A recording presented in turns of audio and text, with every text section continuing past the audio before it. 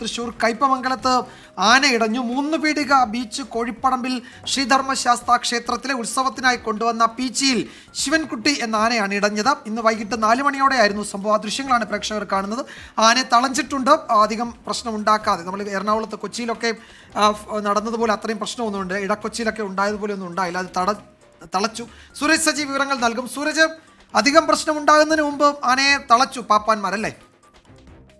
വിജയകുമാർ, തീർച്ചയായും ആന അധിക പ്രശ്നങ്ങൾ ഉണ്ടാക്കുന്നതിന് മുൻപ് തന്നെ ആനയെ തളയ്ക്കാനായി എന്നുള്ളതാണ് ആശ്വാസകരമായിട്ടുള്ള വാർത്ത. കയ്പമംഗലത്ത് 3 പീടിക ബീച്ച് കോഴിപ്പറമ്പിൽ ശ്രീധർമ്മശാസ്താ ക്ഷേത്രത്തിലെ ഉത്സവത്തിന് കൊച്ചിയിൽ ശിവൻകുട്ടി എന്ന ആനയാണ് ഇടഞ്ഞത്. വൈകിട്ട് 4 മണിയോടുകൂടിയായിരുന്നു സംഭവം.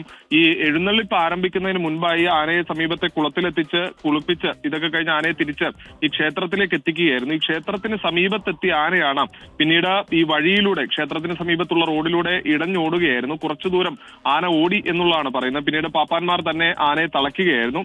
ആനയെ സമീപത്തെ ഒരു പറമ്പിൽ പിന്നീട് തളയ്ക്കുന്നു. അതിനുശേഷം അവിടെ ലോറി എത്തിച്ചതിന് ശേഷം ആനയെ ഈ മേഖലയിൽ നിന്ന് തന്നെ മാറ്റിയിട്ടുണ്ട് എന്നുള്ളതാണ് നമുക്ക് ലഭിക്കുന്നത്. എന്തായാലും വലിയ നാശനഷ്ടങ്ങളോ പരിക്കുകളോ ഒന്നും തന്നെ സംഭവിക്കാതെ ആനയെ തളയ്ക്കാനായി എന്നത് ആശ്വാസകരമാണ് വിജയകുമാർ. ലോറിയിലേക്ക് വളരെ സമാധാനത്തോടു കൂടിയാണ് ആന കയറിയത്. തളച്ചു കഴിഞ്ഞാൽ പിന്നെ ഓക്കെ, കുറച്ച് സമയത്തുണ്ടാകുന്ന പ്രശ്നമല്ലേ. ആ സമയത്തൊന്ന് കൂടായി കഴിഞ്ഞു കഴിഞ്ഞാൽ പാപ്പാനുണ്ട്. വനപ്പാപ്പാന്റെ കയ്യിലെ വലിയ ആയുധവും വടിയും ഒക്കെ ഉണ്ട്. പിന്നെ കാണുന്നുണ്ട്. അപ്പൊ ആന ഭയന്നിട്ടാണല്ലോ മനുഷ്യനെ അനുസരിക്കുന്നത്.